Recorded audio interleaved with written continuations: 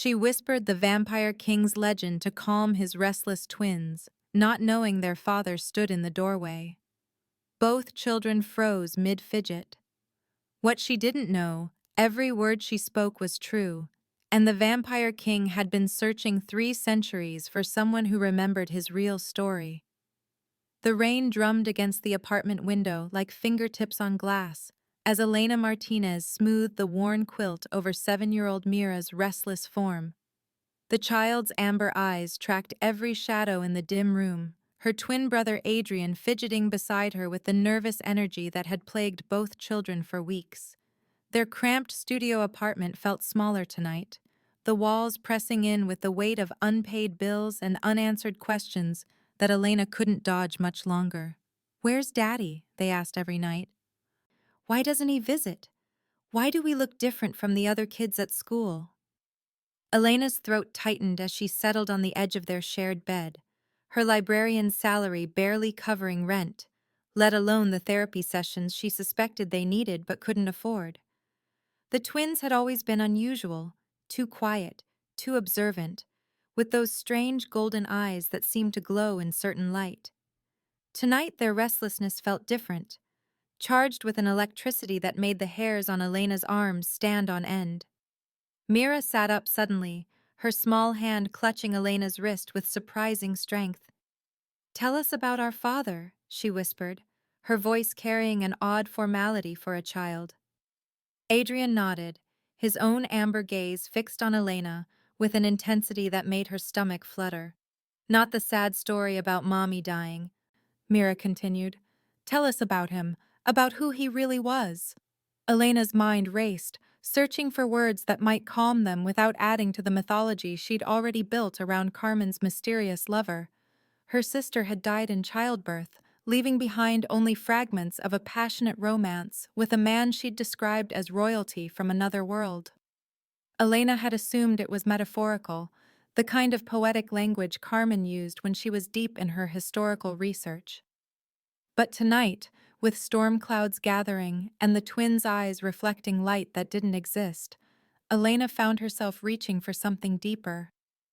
"Once upon a time," she began, her voice taking on the measured cadence she used for story time at the library, "there lived a vampire king named Lucian Dracul." Now please take a moment and subscribe to our channel and comment where you are watching from and what time is it. It is always fascinating to see where these stories get all around the world. Thank you. The words surprised her even as she spoke them, coming from some hidden well of knowledge she didn't remember possessing. He ruled the ancient kingdom of Valeria with both wisdom and terrible sorrow, for he had lost everything he loved to a curse that turned blessing into nightmare. The twins went completely still, their breathing synchronized in a way that sent chills down Elena's spine. She continued, unable to stop now that the story had begun flowing. The Vampire King had been mortal once, a prince who loved his people more than his own life. When plague and war threatened his kingdom, he made a bargain with forces beyond the veil of death, accepting immortality to protect those he ruled. But the price was crueler than he imagined. Everyone he loved would age and die while he remained frozen in eternal night, watching century after century pass like pages in a book he could never close. Elena's voice dropped to a whisper as details poured from her lips, each one more vivid and specific than anything she should have known. She spoke of Valeria's crystal towers that caught moonlight and threw it back in silver cascades, of the Vampire King's court where humans and immortals worked together in harmony before jealousy and fear tore everything apart. She described how Lucian had been betrayed by his own kind, vampires who believed mixing with mortals made them weak, who started the Crimson Court to purge human influence from their society.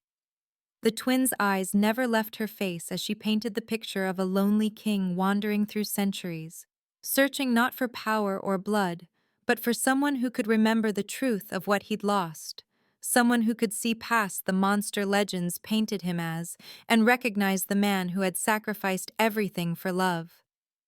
The Vampire King had been looking for 300 years, Elena continued, her voice gaining strength even as confusion clouded her thoughts. He needed to find a story keeper, someone who could hold the real history in their heart and speak it aloud when the time came to rebuild what had been broken. Without that voice of truth, he would remain trapped between worlds, unable to reclaim his throne or protect the few remaining souls who carried his bloodline. A shadow fell across the doorway. Elena's words died in her throat as she turned to see a figure standing in the apartment's entrance, tall and lean with dark hair that seemed to absorb light rather than reflect it. His face was carved from marble and moonbeams, beautiful in the way that ancient statues were beautiful, perfect, and cold, and impossibly sad. But his eyes held the same amber fire that blazed in Mira and Adrian's faces, and Elena knew with sudden, terrible certainty that her bedtime story had just walked out of imagination and into her living room. The Vampire King stepped forward with fluid grace, each movement controlled and deliberate, as if he had been listening to every word she spoke and found them both wonderful and devastating. His presence filled the small space with electricity that made Elena's skin prickle and her heart pound against her ribs like a caged bird. The twins showed no fear, only a recognition that seemed to pass between them like shared breath. "Daddy," Adrian whispered, the word hanging in the air between them like a bridge spanning impossible distance. "Where did you learn that story?" the Vampire King asked, and his voice carried the weight of centuries, deep and musical, and edged with desperate longing. Elena tried to speak, but found her throat closed with shock and disbelief. This couldn't be happening. Vampires were fiction, bedtime stories, the kind of gothic romance her sister Carmen had loved to read during her graduate work in medieval history. But the man standing before her radiated power that felt older than the city outside her window. Ancient and patient, and absolutely real.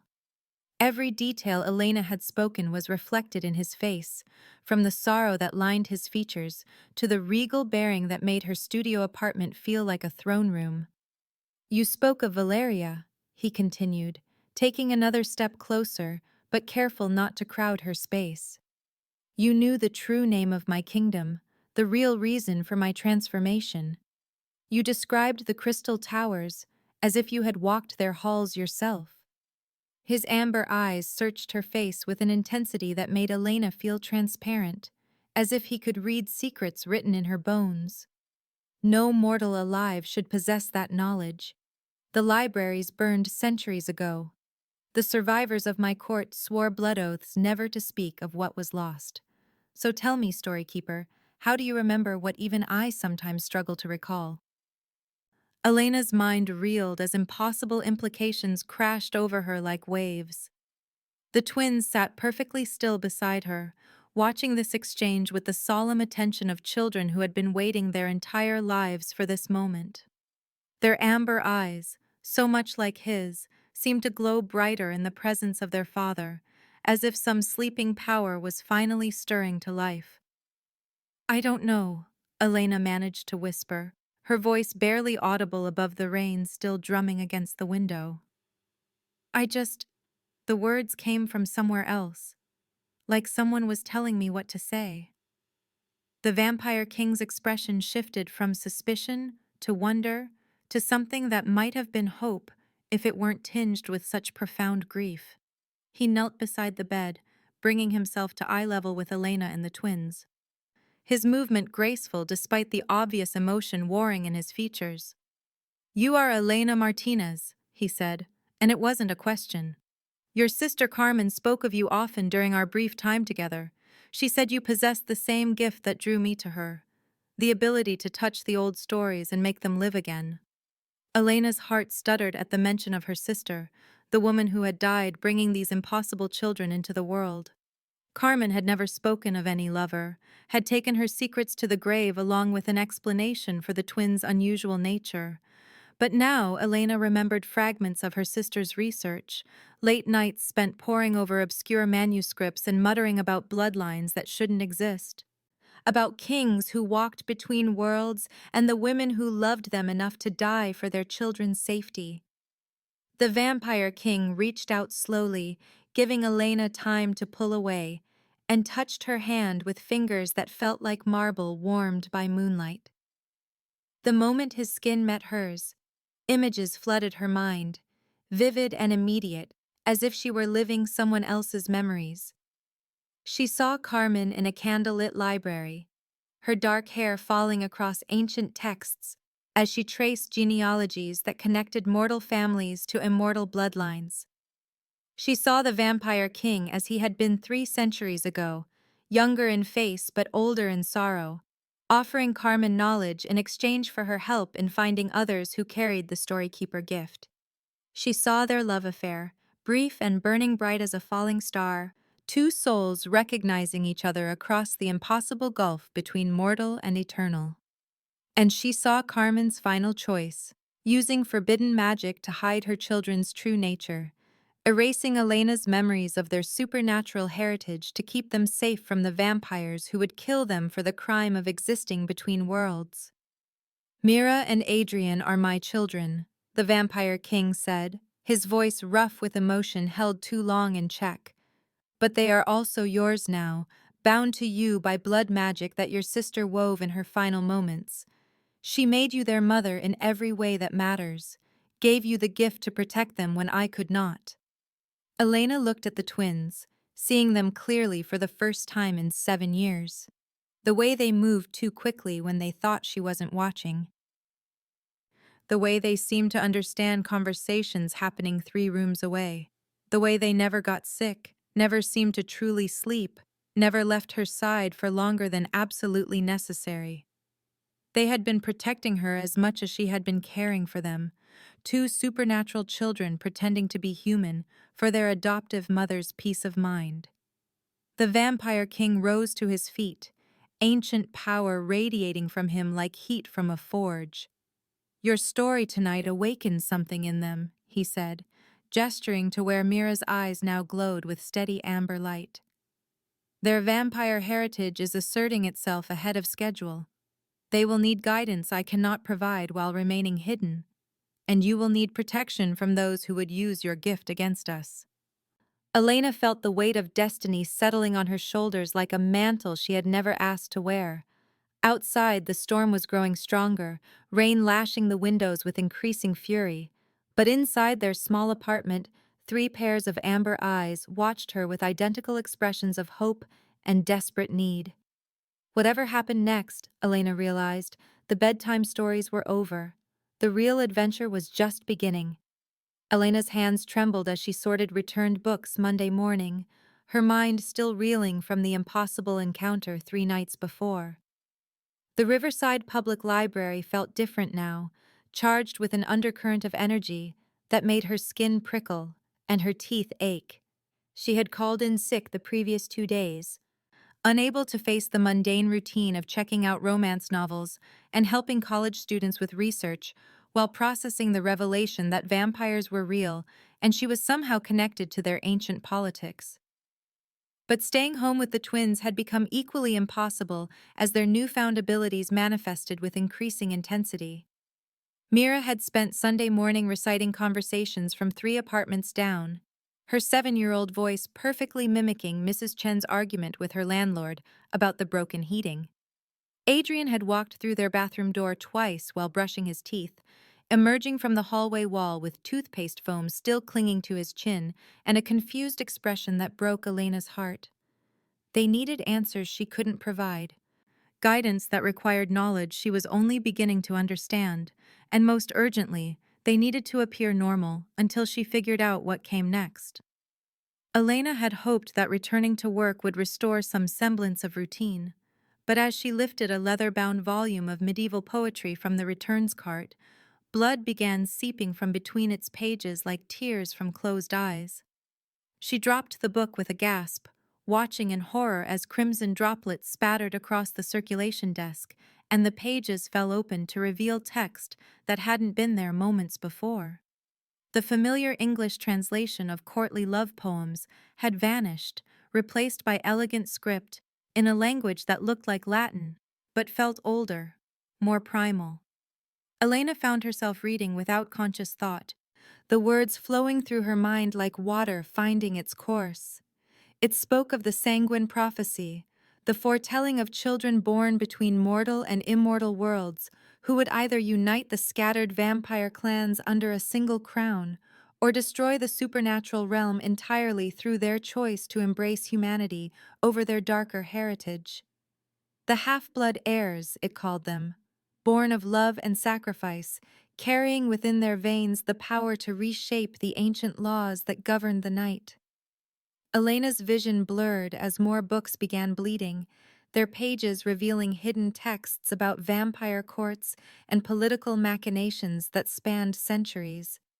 She read of the Crimson Court's founding after Lucian's kingdom fell, how Lady Seraphina had gathered the surviving nobles and convinced them that mixing with humans weakened their race beyond redemption. She learned of other half-vampire children throughout history, most killed in infancy by those who feared their potential, a precious few hidden away by parents who died protecting secrets too dangerous for the world to know.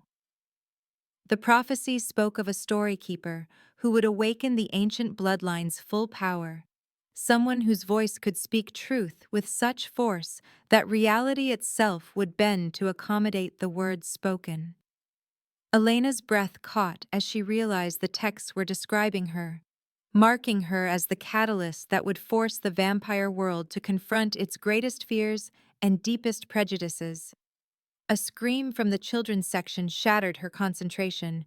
Elena ran toward the sound, leaving bloody books scattered across her desk, and found chaos erupting among the picture book displays.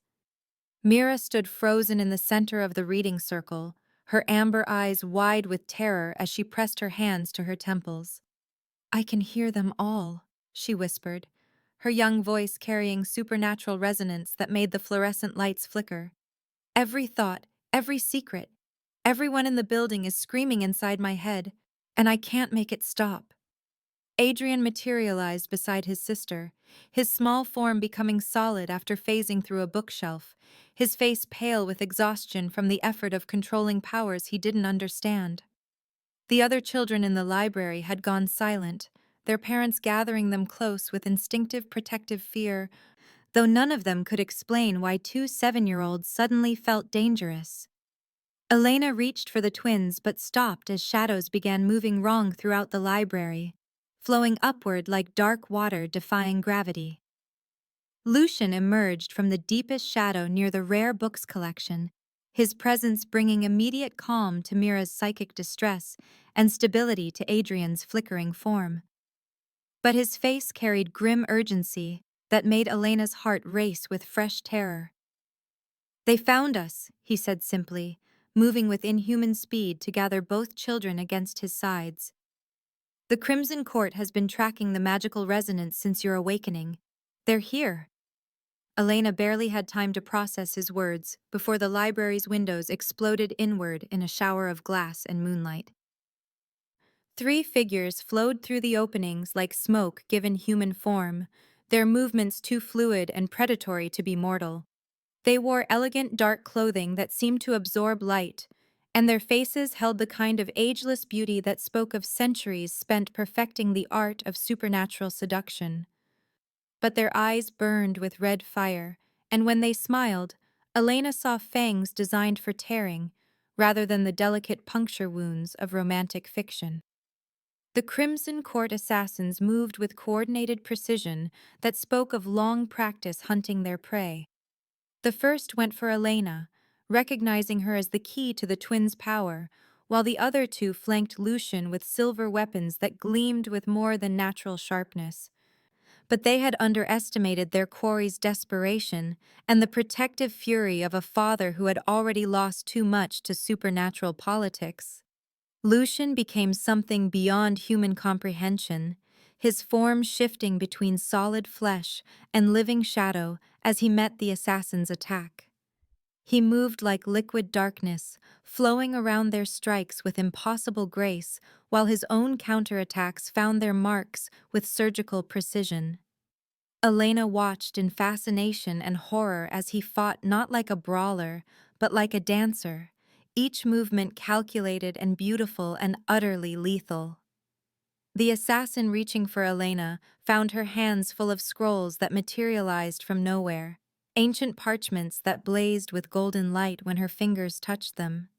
The vampire recoiled as if burned, his red eyes wide with shock and something that might have been respect. "Story keeper," he hissed, his voice carrying accents from centuries past. "You wield weapons we cannot touch. Surrender the abominations you protect, or we will paint this mortal realm with the blood of everyone you have ever loved." Elena felt power coursing through her veins, the same energy that had made the books bleed and the scrolls appear. She began reading from the parchments without conscious thought, her voice growing stronger with each word as she recited historical truths that carried supernatural weight. She spoke of the Crimson Court's real origins, their founding built on fear and prejudice rather than noble purpose, their twisted interpretation of vampire law that prioritized purity over survival. The assassins faltered as her words hit them like physical blows, their red eyes dimming as uncomfortable truths forced them to confront the foundations of their beliefs. But their retreat was strategic rather than complete, a withdrawal that spoke of gathering forces rather than defeat. The lead assassin's voice carried across the destroyed library like winter wind through empty graves. "7 nights, story keeper. The Lady Seraphina grants you 7 nights to consider wisdom. Surrender the half-blood spawn to proper judgment, or watch as we visit every mortal who has ever shown them kindness. Your neighbors, their teachers, the children they play with at the park. All will burn for the crime of harboring abominations against the natural order." Elena clutched the twins closer as the assassins melted back into shadow, their red eyes the last thing visible before they vanished completely. Around them, the library lay in ruins, windows shattered and books scattered like fallen leaves.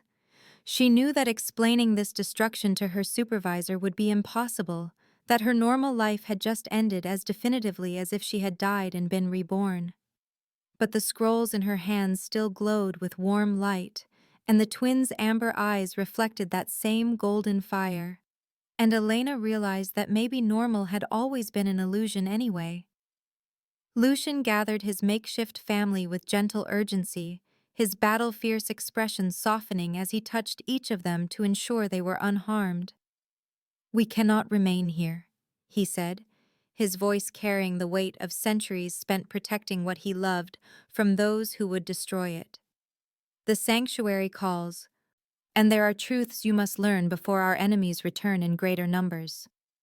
He led them through shadows that opened like doorways, the library fading behind them as they stepped into spaces between the mortal world and somewhere older. Elena felt reality shift around her like water, the sensation of traveling vast distances in a single step. And when the disorientation faded, they stood in a hall that belonged to dreams and fairy tales. The sanctuary stretched before them in impossible grandeur, its vaulted ceilings carved with intricate patterns that seemed to move in the flickering light of torches that burned without fuel. Tapestries covered the walls, their rich fabrics depicting scenes of vampire history with an artistry that made Elena's breath catch. This was a place outside time, where ancient magic had preserved beauty that should have crumbled to dust centuries ago. Marcus emerged from the shadows near a fireplace large enough to roast an ox, his appearance suggesting scholarly elegance rather than supernatural menace. He was tall and lean like Lucian, but carried himself with the careful dignity of someone who had spent lifetimes serving as advisor rather than ruler. His dark eyes held intelligence and kindness that immediately put Elena at ease, even as his pale skin and subtle fangs marked him as clearly inhuman. "Welcome, Storykeeper," he said, inclining his head in a gesture that managed to convey both respect and genuine warmth. "I am Marcus Aurelius, though that name has gathered rather more dust than I care to admit. I have served as Lucian's counsel since the fall of Valeria, and I must say it is remarkable to finally meet the woman who has awakened such hope in our king's heart." Elena found herself responding to his old-world courtesy, despite the supernatural strangeness of their situation. The twins seemed immediately comfortable in this place, their earlier distress fading as they explored the hall with the confidence of children who had found their true home. Mira's telepathic abilities settled into manageable whispers rather than overwhelming noise, while Adrian's form remained solid and present, as if the sanctuary's ancient magic provided the stability his developing powers needed. Marcus led them to a library that put Elena's workplace to shame, its shelves reaching toward a ceiling lost in shadow and filled with books that radiated age and accumulated wisdom. "Here," he said, gesturing toward a reading table where leather journals lay open like waiting friends. "Your sister's work awaits your attention." Carmen spent many hours in this room during her brief time with us, researching bloodlines and prophecies, with the dedication of a scholar and the passion of a woman in love. Elena approached the journals with trembling hands, recognizing Carmen's handwriting in the flowing script that covered page after page. Her sister had documented everything. Her first meeting with Lucian in a university library, where she was researching medieval genealogies, their growing relationship built on shared intellectual curiosity and impossible attraction. Her discovery of her own storykeeper heritage and the responsibilities it entailed.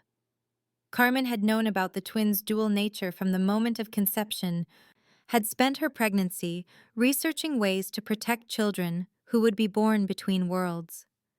She had found references to other half-vampire offspring throughout history, most killed young by those who feared their potential, but a few who had grown to become bridges between mortal and immortal societies.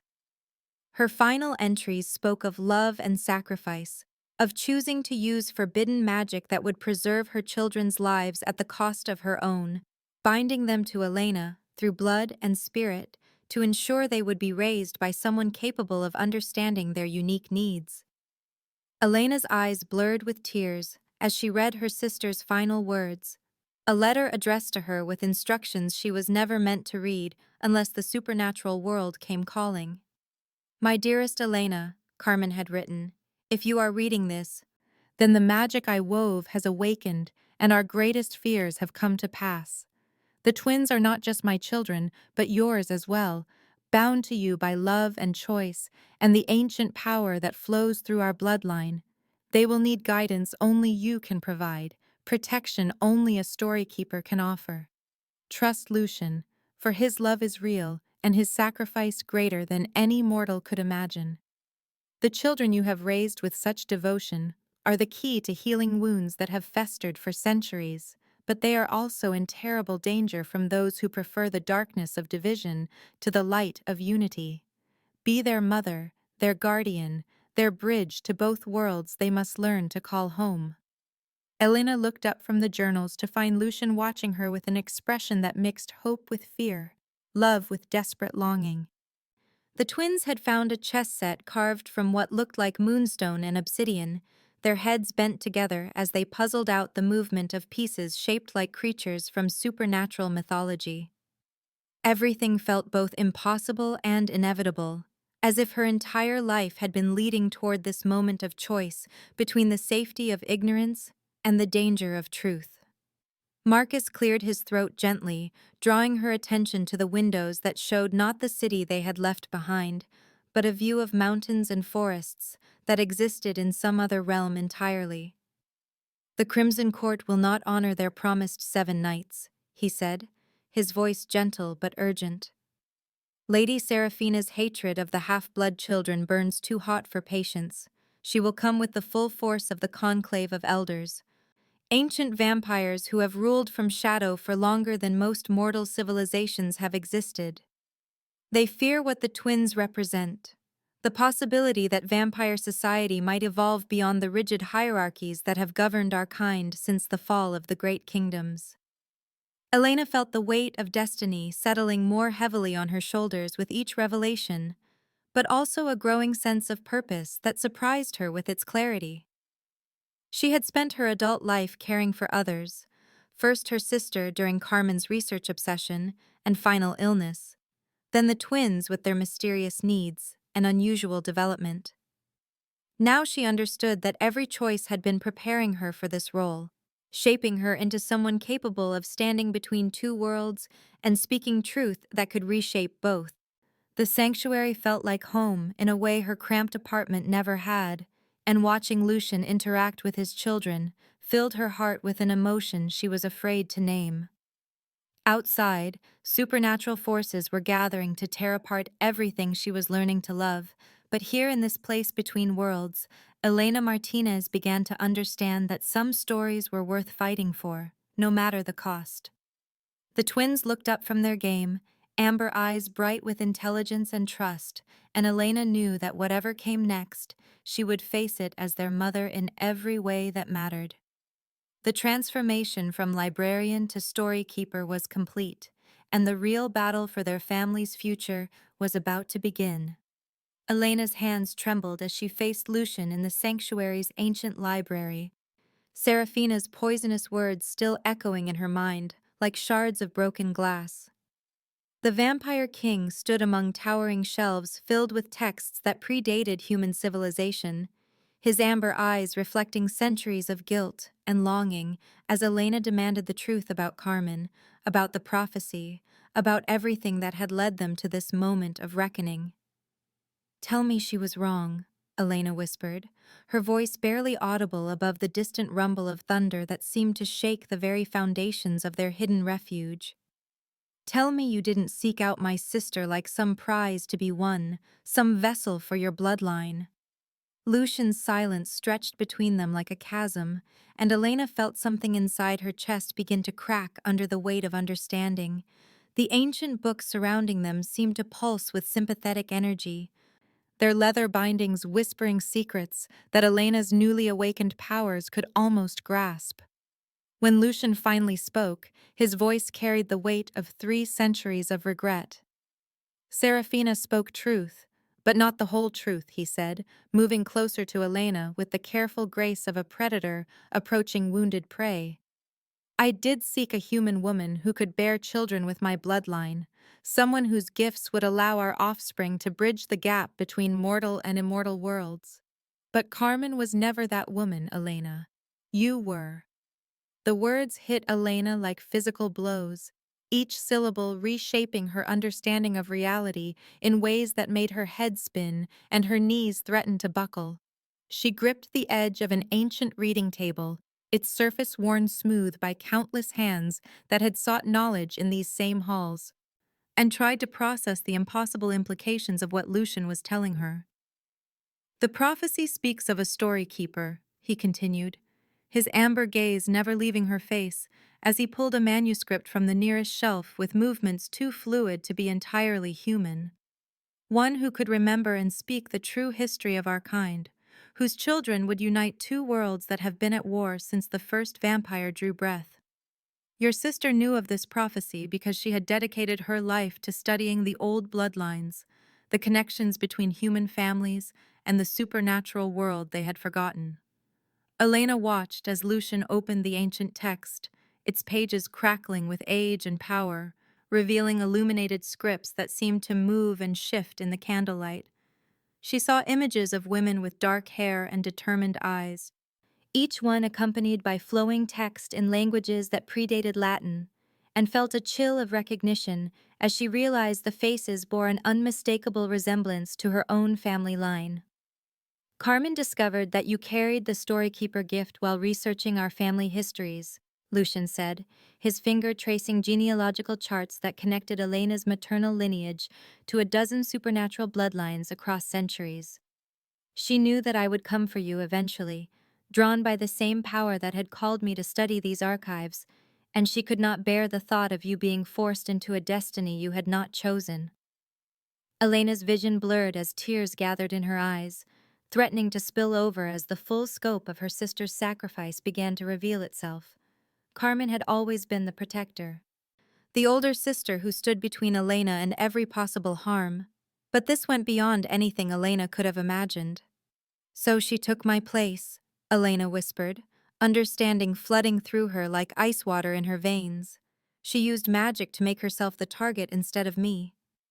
Lucian nodded, his expression a mask of ancient pain that Elena was only beginning to comprehend.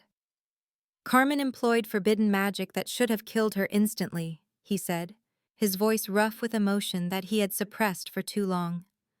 She transferred the mystical connection that would have drawn me to you, and placed it upon herself instead, making her appear to be the prophesied story keeper, while hiding your true nature, even from yourself. But magic of that magnitude required a blood price, and Carmen paid it with her life, channeling the spell through her pregnancy to ensure that the children born would still carry the proper bloodline, even though their mystical mother had changed. Elena felt the room spinning around her as she grasped the reading table harder, her knuckles white against the dark wood, as reality rearranged itself in ways that defied everything she thought she knew about her own existence. "The twins," she managed to say through lips that felt numb and disconnected from her body. "They're not Carmen's children. They're mine. They were always mine." "The mystical connection that Carmen created linked you to them before they were born," Lucian confirmed, moving to stand directly in front of Elena but careful not to touch her without permission as she processed this earth-shattering revelation. "She used her own life force to weave a spell that made you their mother in every way that truly matters, binding your souls together while creating false memories to protect you from the knowledge until you were ready to accept the truth. Carmen knew that the Crimson Court would hunt anyone connected to my bloodline, so she crafted an elaborate deception that made you believe the children were hers, while ensuring they would still be protected by your inherited gifts." Elena's legs finally gave out, and she sank into the nearest chair as waves of shock and grief and impossible understanding washed over her in alternating currents. Every moment she had spent caring for Mira and Adrian suddenly took on new meaning, every instinctive reaction to protect them, every sleepless night when she had sensed their distress before they had even fully awakened. The love she felt for them had never been obligation or sisterly duty, but the profound bond between a mother and her children, disguised by magic but never diminished by the deception. "You knew," she said, looking up at Lucian through eyes that blazed with newfound power and barely contained fury. "You knew they were mine and you said nothing.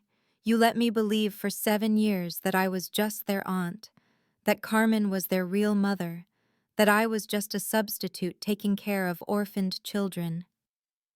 Lucian's composure cracked slightly, revealing the depth of anguish that he had been carrying since the night Carmen died in his arms, whispering final instructions about protecting Elena and the children from the truth that would make them targets.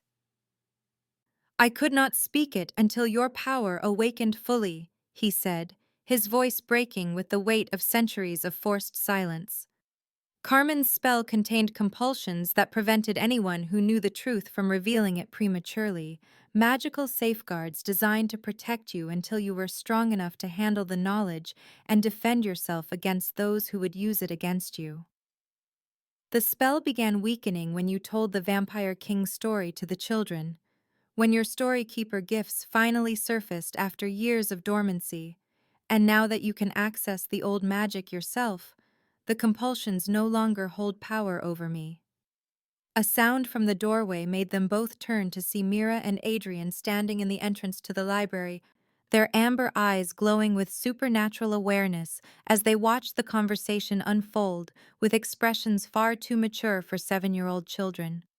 Elena's heart clenched as she realized they had heard everything, that they now knew the truth about their parentage and the deception that had shaped their entire existence up to this moment. But instead of confusion or anger, the twins moved forward with the synchronized grace that had always marked their supernatural nature and came to stand before Elena with identical expressions of love and understanding that took her breath away. "We always knew," Mira said softly, her small hand reaching out to touch Elena's face with a gentleness that belied the power flowing through her young form. "We could feel the connection between us from the very beginning, the bond that goes deeper than memory or magic or any spell that someone else might weave." Adrian nodded, his own hand joining his sister's as both children surrounded Elena with the warmth of unconditional acceptance. "We pretended not to know because we could sense that you weren't ready for the truth," he said, his voice carrying wisdom that should not have existed in someone so young. "We wanted to protect you the same way you protected us, to keep you safe from knowledge that might hurt you before you were strong enough to bear it." Elena pulled both children against her chest, feeling the rightness of their embrace in a way that finally made complete sense, the puzzle pieces of their relationship clicking into place with an almost audible sound of completion. They were her children, born from her soul if not her body, connected to her by bonds that transcended the physical world and reached into realms where love and magic and destiny intertwined in patterns too complex for mortal minds to fully comprehend. The moment of reunion was shattered by Marcus bursting into the library with urgency written across his features, and supernatural speed crackling around him like visible electricity. "The Crimson Court has moved ahead of schedule," he announced, his voice cutting through the emotional atmosphere like a blade through silk. "Serafina has broken the agreed timeline and begun her assault 3 days early, and she has brought allies that we did not anticipate." Elena felt Lucian's entire posture shift from emotional vulnerability to deadly readiness as he processed Marcus's words, his centuries of experience as a warrior king reasserting themselves in the face of immediate danger. The children pressed closer to Elena's sides, their own supernatural senses detecting the approaching threat in ways that made their amber eyes flare brighter with each passing second. "What allies?" Lucian demanded, already moving toward the weapons mounted on the library walls, while his mind calculated defensive strategies and escape routes with the efficiency of someone who had survived countless battles. Marcus's expression grew grim as he delivered news that made Elena's blood run cold, despite her lack of full understanding about the supernatural politics involved. "She has convinced elements within the human government that you represent a terrorist threat to national security," he said, his words coming quickly as distant sounds of conflict began to echo through the sanctuary's corridors. "Military forces are surrounding our position while Crimson Court assassins attack from the supernatural angles, creating a coordinated assault designed to eliminate any possibility of escape or negotiation." Elena stood on unsteady legs, pulling the twins close as she finally understood the full scope of the danger they faced, but also feeling a strange sense of completion as her newfound knowledge of her true relationship with Mira and Adrian gave her strength she had never possessed before. The outside world was closing in with both mortal and immortal weapons, but for the first time since this supernatural nightmare began, Elena felt like she knew exactly who she was and what she was fighting for. The Crimson Court might have superior numbers and government backing, but they would have to go through a storykeeper and her children to achieve their goals, and Elena was finally ready to discover just how powerful that combination might prove to be in the battles yet to come. The sanctuary's ancient stones cracked like thunder as explosions echoed through corridors that had remained hidden from the mortal world for 3 centuries, each blast sending tremors through foundations built with supernatural engineering and protected by wards that were now failing under coordinated assault. Elena clutched Mira and Adrian close as Marcus led them through passages that seemed to fold reality around itself, the walls shifting and changing as emergency protocols activated throughout Lucian's hidden fortress. Behind them came the sound of battle as Lucian fought a desperate rearguard action against Crimson Court assassins who moved through the sanctuary's defenses like smoke through a broken window, their red eyes blazing with triumph as they sensed victory within their grasp. "We cannot hold this position," Marcus called over his shoulder as he pressed his palm against a section of wall that looked identical to every other stone surface, but responded to his touch by opening into a narrow tunnel that descended into darkness deeper than any natural cave system.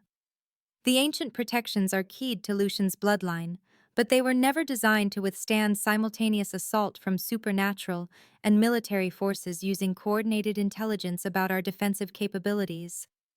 Elena stumbled as another explosion rocked the sanctuary.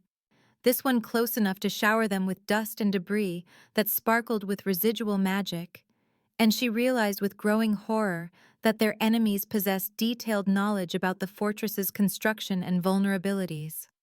Someone had provided architectural plans that should have existed only in Lucian's memory, tactical information that suggested betrayal from within their small circle of allies. The twins moved with supernatural grace, despite their small size, their amber eyes glowing brighter as stress activated abilities they were still learning to control. And Elena could feel their power resonating with her own newly awakened gifts, in ways that created harmonics of magical energy, strong enough to make the tunnel walls vibrate in sympathetic response. The passage opened into a vast underground chamber carved from living rock and filled with the accumulated treasures of centuries. But Marcus barely paused to let them catch their breath before leading them toward another concealed exit that would take them into the city's forgotten spaces. Above ground, the human authorities are establishing a perimeter while Seraphina's forces attack from supernatural angles, he explained as they moved through shadows that seemed to welcome their passage. We must reach the Twilight Covenant before both forces converge on our position, but the journey will require crossing territory controlled by vampires whose loyalties remain uncertain in these troubled times.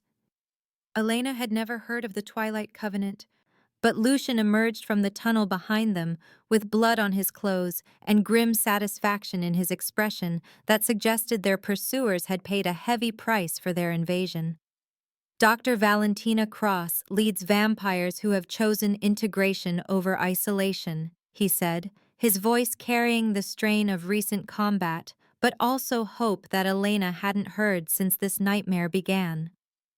They operate within human society, maintaining the balance between our worlds while providing sanctuary for those caught between conflicting loyalties. If anyone can help us reach safety, it will be Valentina and her network of safe houses scattered throughout the city.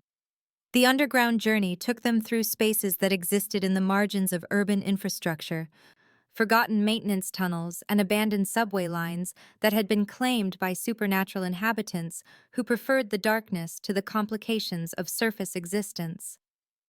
Elena marveled at this hidden world that paralleled the mortal city above, complete with its own residents and social structures and politics that revolved around survival rather than the territorial disputes that drove vampire aristocracy. They emerged through a concealed entrance in the basement of what appeared to be a legitimate medical clinic, its waiting room filled with the kind of modern efficiency that suggested successful integration with human healthcare systems. Dr. Cross met them personally, her appearance suggesting middle-aged competence rather than supernatural menace. Though Elena's newly awakened senses detected the ancient power that flowed beneath her professional facade. She was tall and elegant with silver-streaked hair and intelligent eyes that held centuries of accumulated wisdom, and when she spoke, her voice carried authority that came from successfully bridging two worlds for longer than most nations had existed. "The Crimson Court has forced our hand," she said without preamble, leading them through corridors that looked like any other medical facility, but hummed with protective enchantments that made Elena's skin tingle. "Seraphina has convinced the human authorities that your family represents the advance guard of a supernatural invasion, using carefully edited evidence to support claims about vampire infiltration of government and corporate structures. We have perhaps hours before both sides converge on this location, which means we must accelerate your training far beyond safe parameters if you hope to survive what comes next." Elena felt ice forming in her stomach as Dr. Cross explained the price of sanctuary, the ritual that would unlock her full storykeeper potential but risk destroying her humanity in the process. "The ritual of remembrance connects you to the inherited memories of every storykeeper who came before," she said, leading them into a chamber hidden beneath the clinic's basement that belonged more to ancient temples than modern architecture. "You will experience centuries of vampire history firsthand, understanding our society's true complexity while gaining access to powers that could reshape the supernatural world. But the process carries enormous risk. For some who undergo the ritual, lose themselves entirely in the accumulated experiences of previous generations, their own identity dissolved in the ocean of inherited knowledge and memory. Elena looked at the twins, seeing her own fear reflected in their amber eyes, but also trust, that gave her strength she hadn't known she possessed. Mira reached out telepathically, her growing abilities allowing her to share courage and determination that felt older than her 7 years, suggested possible, while Adrian's presence seemed to solidify around them like a protective shield formed from sheer force of will. "We'll be right here," Mira whispered aloud, her small hand warm against Elena's palm. "Whatever happens during the ritual, you won't be alone because we'll anchor you to who you really are, keeping your own memories safe while you explore the ones that belong to our shared heritage." The ritual chamber was carved from black stone that absorbed light while throwing back reflections that showed not the present moment, but glimpses of possible futures, each surface revealing different outcomes depending on choices yet to be made. Elena saw herself wielding power that could unite vampire clans under a single banner, but she also saw timelines where her children became weapons of destruction, their mixed heritage making them perfect tools for those who preferred chaos to cooperation. Dr. Cross began the ceremony with words in languages that predated human civilization, her voice weaving patterns of sound that made reality shimmer around the edges as supernatural forces gathered to witness Elena's transformation. The twins stood at the chamber's perimeter, their own power rising in response to the magical currents flowing through the ancient space, and Elena felt their presence like anchor lines connecting her to the present moment as her consciousness began expanding beyond the boundaries of her own experience. The memories came in waves that threatened to drown her individual identity in an ocean of inherited knowledge, centuries of storykeeper experiences flooding through her mind with intensity that would have killed anyone without the proper bloodline to contain such vast accumulations of supernatural history. She lived through the fall of vampire kingdoms, experienced the terror and wonder of the first humans who learned that immortals walked among them, felt the pain of women who had sacrificed everything to preserve knowledge that their descendants would need to heal wounds that had festered for generations. Through it all, she remained aware of Mira and Adrian standing guard over her physical form, their combined will creating a protective barrier that prevented her consciousness from becoming lost in the temporal maze of inherited memory. Elena saw the true scope of vampire society, the delicate networks of alliance and tradition that Lucian had maintained through careful diplomacy and strategic patience, but she also witnessed the growing corruption within the Crimson Court as fear and prejudice transformed legitimate concerns about supernatural exposure into violent extremism that threatened both species with destruction. The ritual reached its climax as Elena's awareness expanded to encompass not just the past, but possible futures, timelines that branched and converged based on decisions that had not yet been made. She saw herself standing before vampire councils, speaking words that could unite scattered clans under restored leadership. But she also witnessed scenarios where her children's mixed heritage made them perfect weapons for those who preferred war to peace, their supernatural abilities turned against both human and vampire populations by those who sought to profit from conflict between species. When the visions finally faded and Elena's consciousness settled back into her own body, she found herself fundamentally changed by the experience. Her understanding of the supernatural world expanded beyond anything she could have imagined while retaining enough of her original identity to remain recognizably human. The twins immediately surrounded her with embraces that felt like coming home, their amber eyes bright with relief as they sensed that the ritual had enhanced, rather than destroyed the bonds between them. Dr. Cross watched the reunion with satisfaction, but her expression quickly turned grim as urgent communications reached her through supernatural channels that Elena could now perceive with her enhanced awareness. The intelligence networks are reporting coordinated movement from both Crimson Court forces and military units, she said, her voice carrying the weight of impending crisis. But there's something else. Information that suggests this assault has been planned for months, with assistance from sources inside our own community. One of my most trusted lieutenants has been feeding intelligence to Serafina, providing detailed information about our safe houses and evacuation routes in exchange for promises of position within the new order they plan to establish. Elena's enhanced senses detected the betrayal moments before it became visible, her storykeeper abilities allowing her to perceive the supernatural signatures that marked friend from enemy with clarity that normal vampire senses couldn't match. The lieutenant who entered the chamber moved with the confident stride of someone delivering good news, but Elena could see the red flickers in his aura that marked allegiance to the Crimson Court, the corruption that had been eating away at his loyalty for months, as Serafina's agents worked to undermine Dr. Cross's organization from within. "The safe house is compromised," Elena said quietly, her voice carrying certainty that made everyone in the chamber freeze with sudden understanding. "Military forces are taking positions outside while Crimson Court assassins prepare to attack from multiple directions. And they know exactly where we are because someone has been providing real-time intelligence about our movements and defensive capabilities." The lieutenant's mask of loyalty cracked as he realized his deception had been discovered, his features shifting to reveal the contempt and fanatical devotion that had driven his betrayal of the vampires who had trusted him with their lives. "You cannot escape the judgment that awaits you," he snarled, his voice carrying accents that belonged to the Crimson Court's upper hierarchy.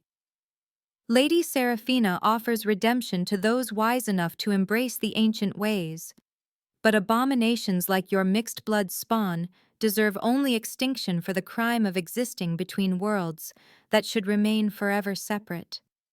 Lucian moved with lethal grace that turned the lieutenant's threats into screams of agony, his centuries of combat experience making short work of someone whose primary talents lay in deception rather than direct conflict. But the damage was already done, for outside the clinic came the sound of military vehicles taking positions while supernatural forces prepared to assault a building that contained no remaining secrets from their perspective. Elena felt the weight of destiny settling around her shoulders like a mantle she had been born to wear, her enhanced awareness showing her the strategic situation with clarity that suggested possible solutions despite their desperate circumstances. The twins moved to her sides with synchronized precision, their own abilities responding to the crisis by expanding beyond anything they had previously demonstrated. "We can't run anymore," Elena said, her voice carrying authority that came from inherited memories of women who had faced similar choices throughout centuries of supernatural conflict. "It's time to make a stand and show them what a united family can accomplish when they stop hiding who they really are." The battle for their future was about to begin, and Elena finally felt ready to discover just how powerful the bond between a storykeeper and her children could become when everything they loved was threatened by forces that preferred darkness to the light of unity. The crimson amphitheater materialized around them like a dream-given substance, its ancient stones phasing into reality as the dimensional barriers thinned to allow passage between the mortal world and this sacred space that existed outside normal time and geography. Elena felt the weight of centuries pressing down upon her shoulders as she walked beside Lucian through corridors lined with vampires whose ages spanned millennia, their eyes reflecting power and wisdom accumulated through experiences that dwarfed human history, while their faces remained frozen in the eternal beauty of their transformation. The amphitheater itself defied architectural logic, its sweeping curves and impossible angles suggesting construction by beings who understood spatial relationships that mortal minds could barely comprehend. And as Elena took her designated place within the ceremonial circle, she realized that every vampire present could trace their lineage back to the original courts that had ruled when supernatural and human societies existed in open cooperation rather than hidden conflict. Mira and Adrian flanked her with the dignity of children who had been born to play roles in events larger than any individual ambition, their amber eyes reflecting light that seemed to come from within rather than external sources, as their mixed heritage allowed them to perceive both human emotions and vampire politics with equal clarity. The assembled courts represented every major bloodline in supernatural society, from ancient nobles whose names appeared in human legends as gods and monsters, to newer vampires who had been created during more recent centuries when the supernatural world had withdrawn into shadow and secrecy. Lady Seraphina entered the amphitheater like a queen claiming her rightful throne, her elegant form radiating the kind of supernatural charisma that had allowed her to maintain control over the Crimson Court for 3 centuries while building alliances based on fear and shared prejudice rather than genuine loyalty or wisdom. Her beauty was flawless in the way that only immortal creatures could achieve, but Elena's enhanced senses detected the underlying corruption that had eaten away at her soul like acid, transforming legitimate grief into weapon-grade hatred that poisoned everything she touched. The right of succession had not been invoked since the fall of Valeria, and the assembled vampires watched with fascination and trepidation as ancient laws reasserted themselves within a political structure that had grown comfortable with stagnation and reactionary policies designed to preserve power rather than adapt to changing circumstances. Lucian stood at the center of the ceremonial circle, with the bearing of someone who had been born to rule but had chosen exile rather than compromise the principles that made leadership worth pursuing, his presence reminding the assembled courts of what they had lost when they allowed fear to replace wisdom in their governance. The arbiter who would oversee the proceedings emerged from shadows that seemed deeper than the physical space should have allowed, her form suggesting age beyond anything Elena had yet encountered, while her voice carried authority that made even the eldest vampires bow their heads in acknowledgement of her position as keeper of their most sacred laws and traditions. She spoke the opening words in a language that predated Latin, her voice weaving patterns of sound that made reality shimmer around them as supernatural forces gathered to witness this contest between competing visions of vampire society's future. The challenge is issued and accepted according to the ancient ways, the arbiter announced, her ageless features betraying no emotion as she explained the rules that would govern this battle for the soul of their species. The storykeeper will speak truth on behalf of the claimant, while the current authority presents counter-narratives designed to maintain existing structures of power and control. Each word spoken carries the weight of magical truth, and the assembled courts will witness competing visions of past and future as these narratives manifest within our sacred space. Elena felt the power flowing through her veins like molten gold, her awakened abilities responding to the amphitheater's ancient energies, while the inherited memories of every storykeeper who had come before whispered guidance and encouragement through channels that existed beyond normal perception. She began speaking in a voice that carried across the vast space without effort, her words painting pictures of Lucian's original kingdom, where vampires and humans had worked together to create a civilization that had lasted for centuries before falling to forces that preferred separation to cooperation. The assembled vampires watched in fascination as her narrative took visible form around them, illusions so detailed and accurate that they felt like memories recovered from their own suppressed experiences rather than stories told by an outsider. Elena spoke of Valeria's crystal towers that had channeled both moonlight and sunlight to power magical innovations that benefited all inhabitants, regardless of their species, of libraries where human scholars and vampire historians had collaborated to preserve knowledge that would otherwise have been lost to the ravages of time and war. She described the careful balance that Lucian had maintained between the needs of immortal and mortal populations, his policies designed to ensure that neither group dominated the other, while both contributed their unique strengths to the greater prosperity of their shared society. Lady Seraphina listened with growing agitation as Elena's words undermined centuries of propaganda that had painted human-vampire cooperation as weakness rather than strength, her perfect features betraying flickers of uncertainty as suppressed memories of Valeria's golden age began surfacing despite her efforts to maintain control over the narrative that had justified her rise to power.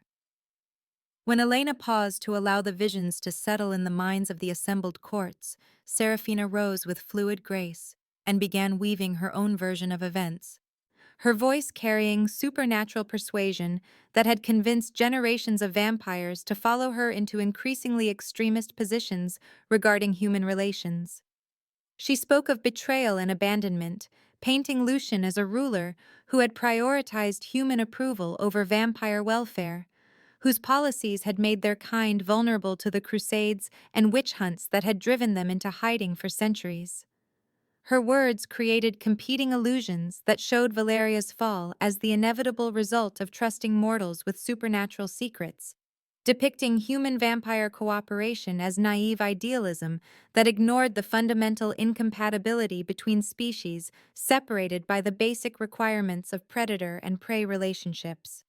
The assembled vampires found themselves witnessing two completely different interpretations of their shared history, each version supported by evidence that felt authentic and emotionally compelling, creating confusion that threatened to paralyze the decision-making process that would determine their society's future direction. Elena felt the tide of opinion shifting as Seraphina's narrative found fertile ground in the fears and prejudices that had been carefully cultivated over centuries of isolation. But she also sensed something unexpected in her opponent's presentation, an underlying note of genuine pain that suggested personal wounds rather than purely political motivations. The twins began to glow with increasing intensity as the competing narratives created tension that threatened to tear the amphitheater apart, their mixed heritage allowing them to channel both human truth and vampire power, while serving as living proof that cooperation between species could produce something greater than either could achieve alone. Mira's telepathic abilities expanded to touch the minds of every vampire present, sharing emotional impressions that validated Elena's words while revealing the artificial nature of many fears that had driven supernatural society toward increasing isolation and paranoia. Adrian's form shifted between solid and ethereal as he unconsciously demonstrated the unique abilities that half-blood children could develop, his presence serving as tangible evidence that evolution, rather than stagnation, might offer the best path toward survival in a world where hiding was becoming increasingly difficult due to advancing technology and human scientific capabilities. Elena recognized the moment when she needed to shift from historical narrative to future vision, her enhanced awareness showing her the perfect opening to propose solutions, rather than simply diagnosing problems that had festered for centuries without resolution. Instead of maintaining the traditional structure where one ruler commands absolute loyalty from all vampires, she said, her voice carrying authority that came from inherited wisdom rather than personal ambition, we could establish a council of balance with representation from vampires, humans, and those who exist between worlds like my children. The suggestion sent shockwaves through the assembled courts as vampires who had spent centuries accepting hierarchical authority suddenly confronted the possibility of shared governance that would require negotiation and compromise rather than simple obedience to established power structures. Elena continued developing her vision of supernatural democracy, describing how different perspectives could strengthen rather than weaken their society, while providing safeguards against the kind of extremism that had led to the current crisis threatening both species with exposure and conflict. The twins would serve as living symbols of this new covenant when they reached maturity, their unique abilities allowing them to bridge communication gaps between human and vampire populations while ensuring that neither side could dominate the other through superior force or political manipulation. Lady Seraphina's composure began cracking as Elena's proposal gained support among vampires who had grown tired of the constant conflict and paranoia that had characterized her leadership. But instead of conceding defeat gracefully, she made a desperate gambit that changed the entire nature of their confrontation. "I invoke the ancient right of blood vengeance," she announced, her voice carrying the formal tones required for supernatural legal proceedings that had not been used in centuries. "Elena Martinez has stolen what belonged to me by right of prior claim, producing half-blood abominations that mock everything our kind holds sacred, and I demand satisfaction through trial by narrative combat according to the oldest laws of our people." The amphitheater fell silent as the implications of Seraphina's challenge sank in, for this was no longer a political dispute, but a personal duel between women whose competing visions of love and loyalty would determine not just vampire society's structure, but the fundamental question of whether different species could coexist without destroying each other. Elena felt the weight of destiny settling around her like armor as she accepted the challenge that would require her to defend not just her relationship with Lucian, but the entire concept of cooperation between worlds that had been separated by fear and misunderstanding for far too long. The magical combat began immediately as both women drew upon their deepest convictions to create competing realities within the amphitheater's sacred space, Seraphina weaving narratives of abandonment and betrayal, while Elena responded with stories of love, transcending barriers that others considered insurmountable.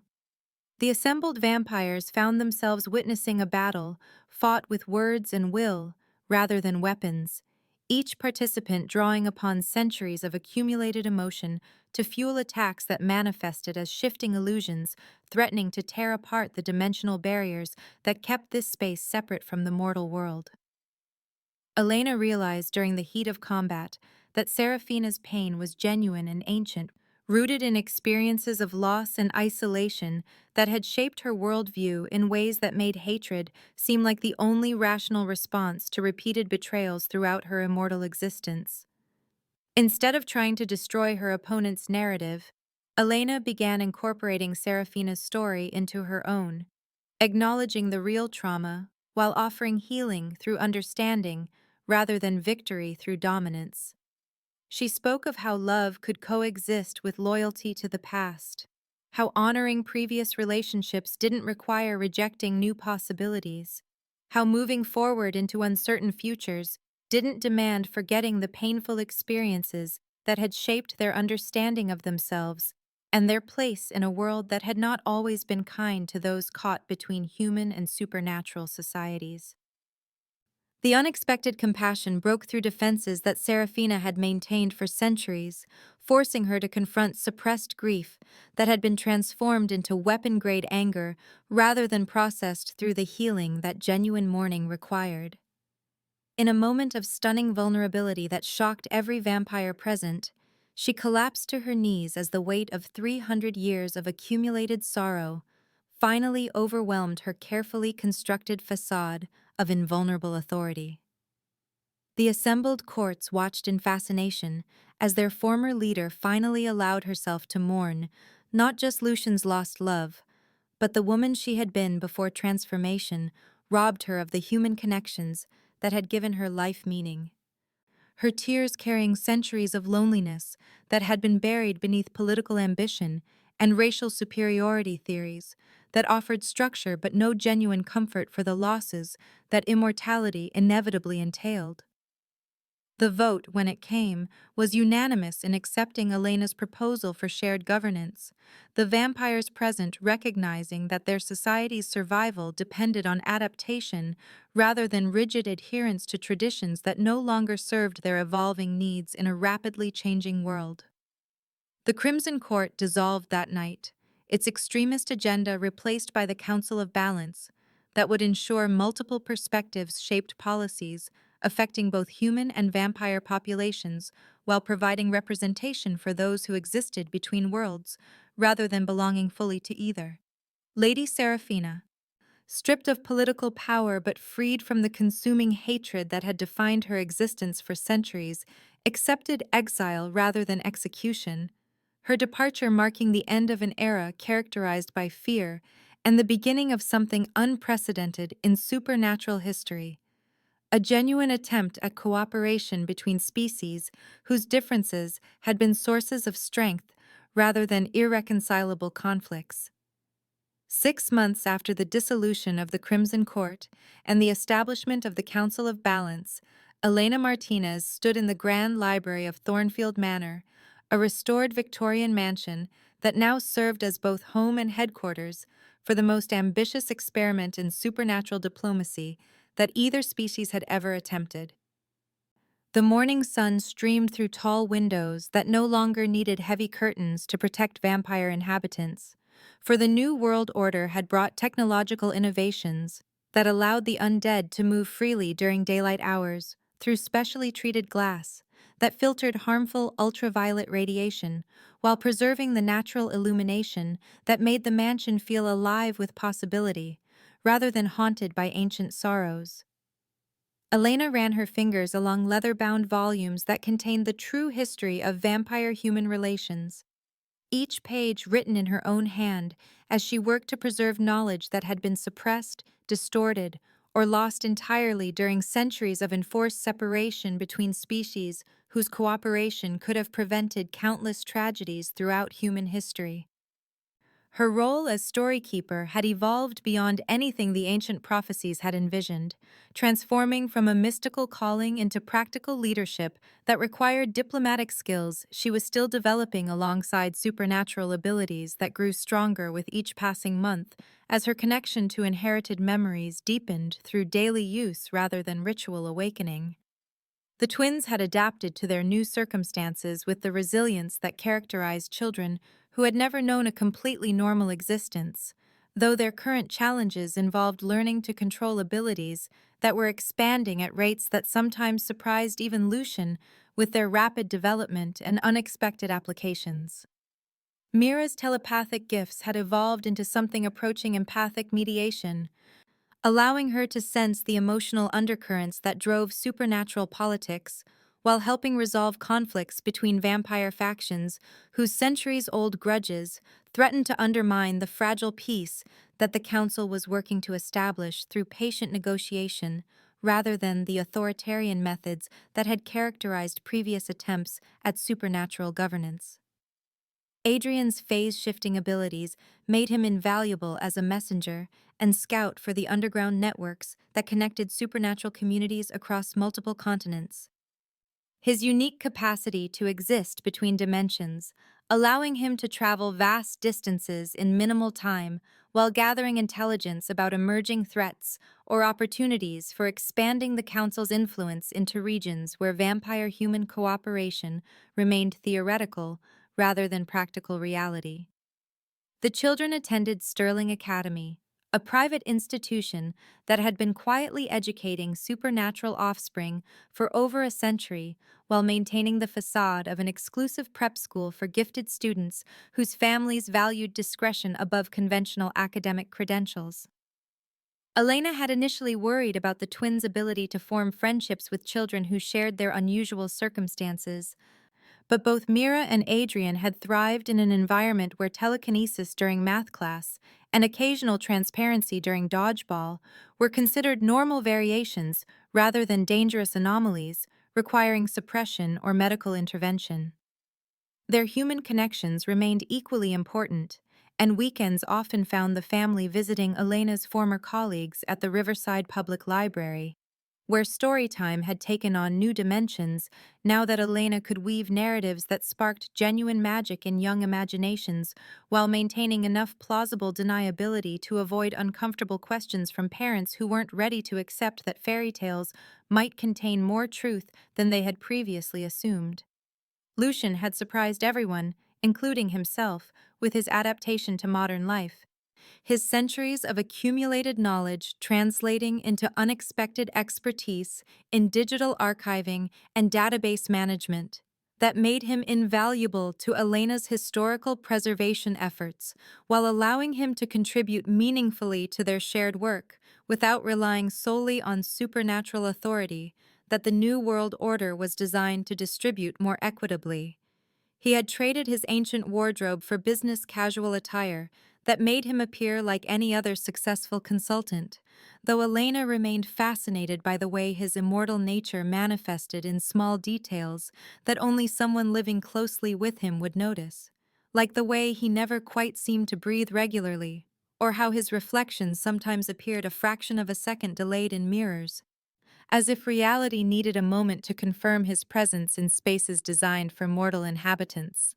Their relationship had evolved from desperate alliance forged in crisis to genuine partnership built on shared responsibility for children whose futures depended on the success of social experiments that had no historical precedent for guidance or reassurance about likely outcomes. Elena found herself falling in love not with the romantic vampire king of gothic fantasy, but with the man who patiently helped Mira work through telepathic overwhelm during crowded shopping trips, and who spent Saturday mornings teaching Adrian to phase through objects without getting stuck halfway between dimensions. Domestic moments that revealed depths of character that centuries of political leadership had never required him to develop or display.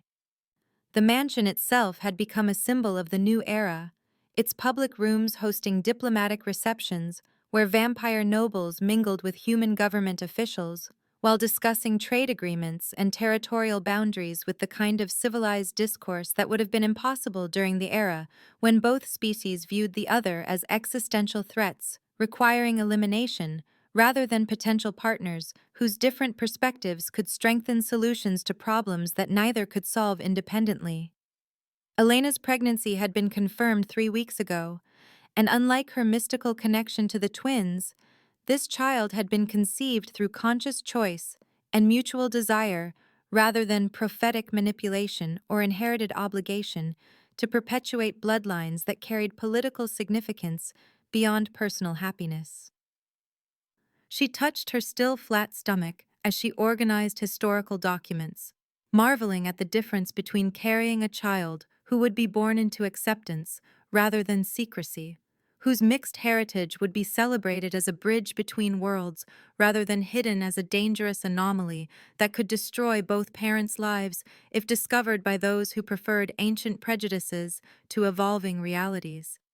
The baby would grow up in a world where vampire human families were unusual but not impossible, where supernatural abilities were regulated rather than suppressed, where the questions that had plagued Mira and Adrian about their absent father would never need to torment another generation of children who deserved honest answers about their identity rather than elaborate deceptions designed to protect them from truths their guardians feared they couldn't handle safely. A soft knock on the library door interrupted Elena's contemplation, and she turned to see Marcus entering with the careful expression that indicated diplomatic complications requiring immediate attention, but not necessarily crisis management.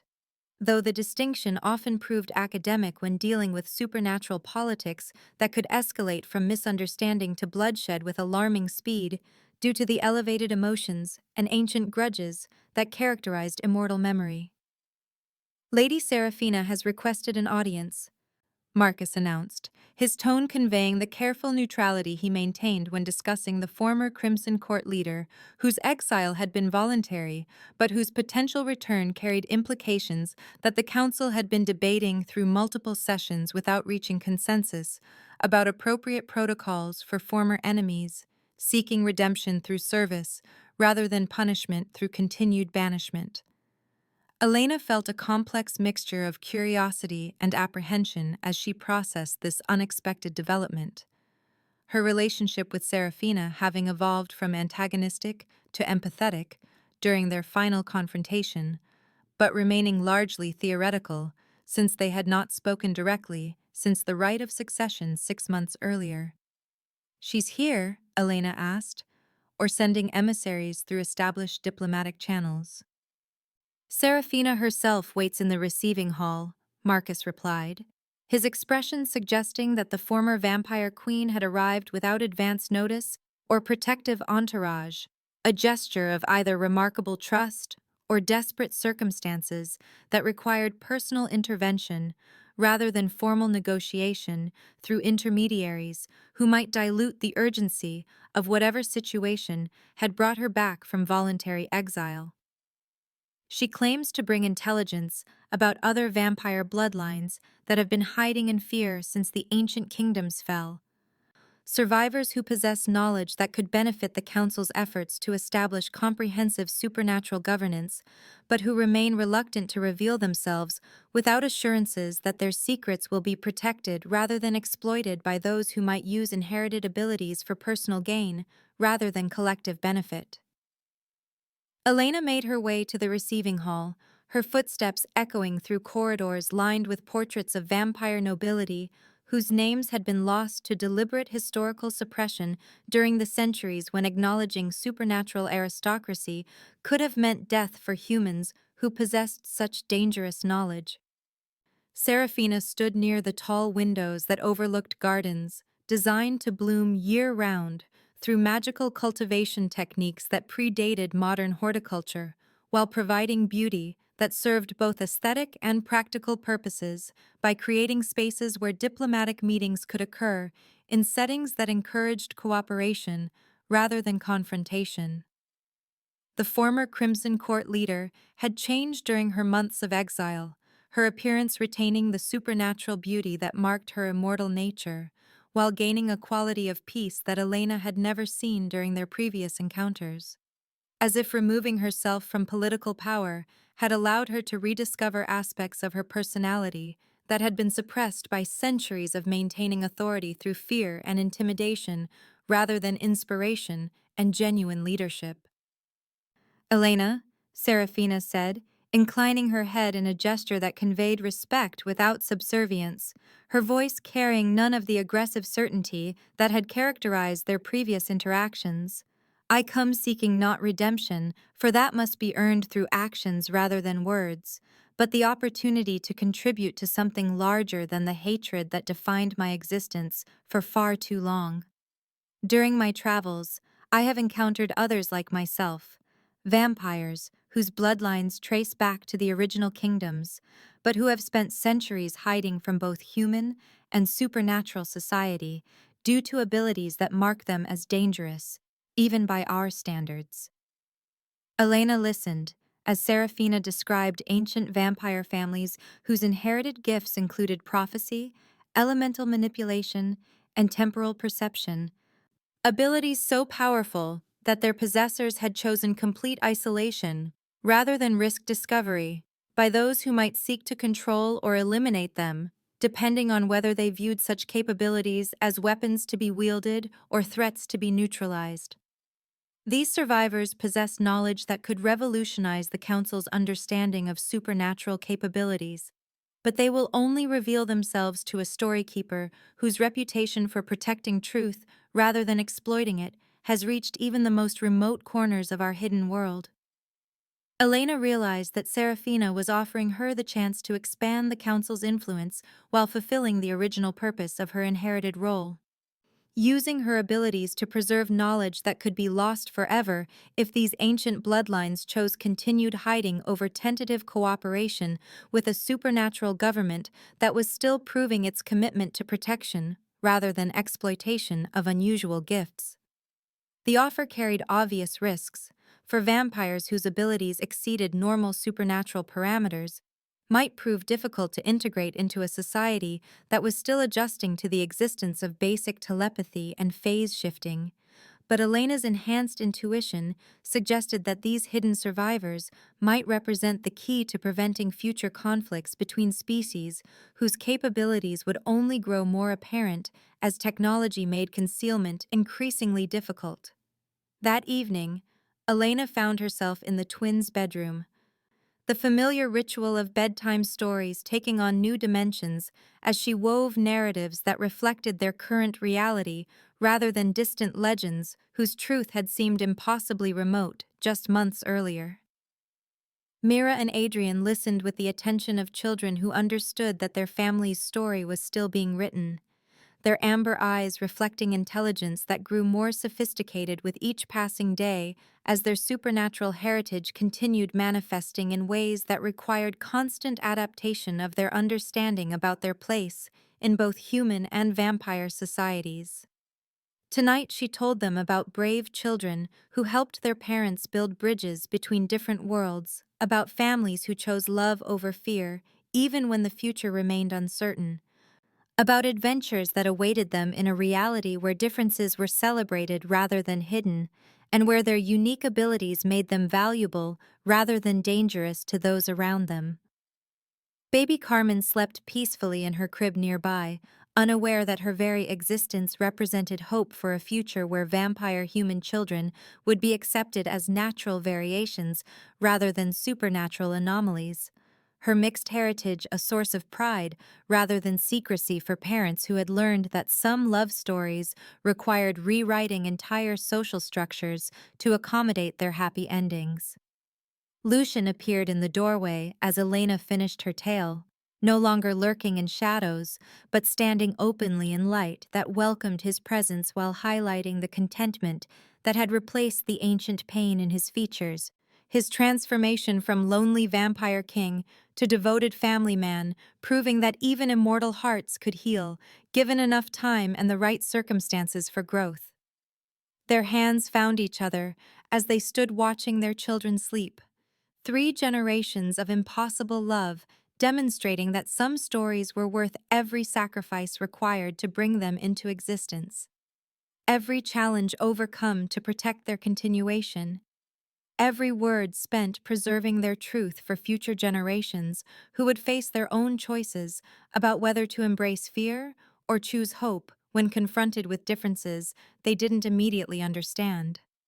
Outside their window, the city continued its ancient rhythm, now enriched by knowledge that monsters and humans could choose cooperation over conflict, that love could transcend species barriers when supported by wisdom and courage sufficient to challenge traditions that no longer served the needs of evolving societies, that bedtime stories could become reality when enough people decided to make them true through persistent effort and unwavering commitment to values that elevated connection over separation, understanding over ignorance, and hope over the easier alternatives that required less faith in possibilities that hadn't yet been proven but deserved the chance to flourish in a world finally ready to embrace change.